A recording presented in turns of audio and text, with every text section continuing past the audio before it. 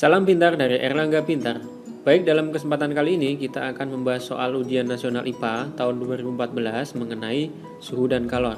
Nah, soalnya begini. Es yang masanya 50 gram dan bersuhu minus 5 derajat Celcius, posisi di titik A di sini, itu dipanaskan hingga menjadi air yang suhunya 60 derajat Celcius, posisi titik D. Nah, kita akan menghitung banyak kalor yang diperlukan pada saat proses dari C ke D di sini ya. Oke, kita langsung membahasnya. Nah, di sini yang ditanyakan hanya dari proses C ke D di sini saja.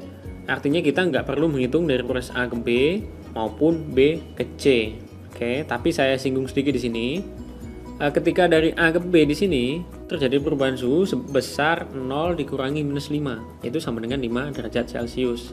Tetapi fase AB ini adalah masih es fasenya ya. Kemudian dari B ke C itu adalah proses peleburan, di mana proses yang terjadi tanpa kenaikan suhu. Artinya kalor yang diserap oleh benda itu hanya digunakan untuk mengubah fase atau mengubah wujud, yaitu dari bentuk padat titik B di sini sampai bentuk semuanya cair di titik C. Ketika dari B di sini padat, lama-lama mencair hingga di titik C semuanya telah mencair. Kemudian yang akan kita hitung itu adalah dari proses C ke D, yaitu banyak kalor yang digunakan untuk menaikkan suhu dari titik C di sini sampai suhunya di titik D. Oke ya, paham? Dan satu lagi, ketika terjadi perubahan wujud, itu masanya selalu tetap. Walaupun di sini udah berubah jadi air, tetap masanya adalah 50 gram. Oke? Langkah pertama kita tulis dulu data-data yang diketahui. Diketahui bahwa massa es sama dengan 50 gram.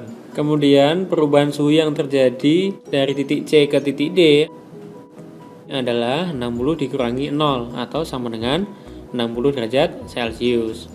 Kemudian kalor jenis es itu sama dengan 0,5 kalori per gram derajat Celcius, sedangkan kalor jenis air itu sama dengan 1 kalori per gram derajat Celcius, serta kalor lebur es sama dengan 80 kalori per gram.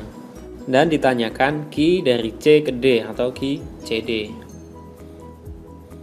Ki CD sama dengan M dikali C air dikali delta T CD. Di sini sudah menggunakan C air ya, bukan CS, karena ketika perubahan dari C ke D itu fasenya udah air, maka yang kita pakai adalah kalor jenis air. Nah, ini menjadi sama dengan 50 dikali 1 dikali 60 atau sama dengan 3000 kalori. Jadi jawaban untuk soal kali ini adalah yang B, 3000 kalori. Bagaimana? Mudah-mudahan bisa dipahami ya. Oke, sampai berjumpa di soal-soal selanjutnya.